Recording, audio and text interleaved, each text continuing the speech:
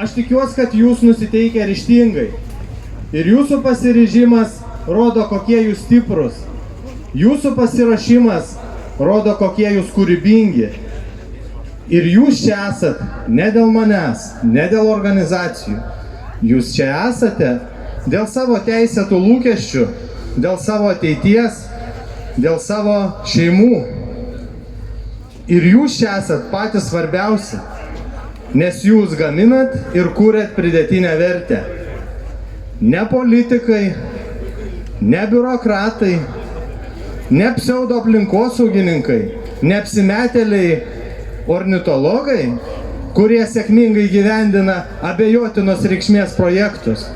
Bet būtent jūs gaminat ir kūrėt pridėtinę vertę. Didžiuokitės tuo.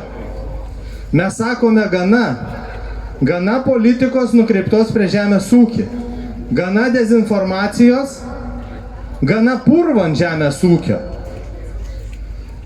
Ir mes nuo savo reikalavimų nesitraukiam, lauksim valdžios sprendimų, su jūsų palaikymu ir jėga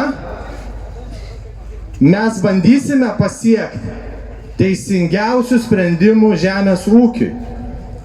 Ką gali žinot, galbūt Vilniui teks likti ir ilgiau, o galbūt teks ir sugrįžti.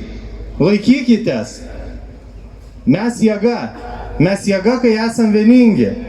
Ir tuo pačiu aš dar noriu padėkoti šio protesto organizatoriams, darbo grupiai, kurie įdėjo daug darbo, daug pastangų, kad mes čia visi galėtume susirinkti į šitą protestą ir laisvai išreikšti savo nuomonę. Didelis ačiū jum.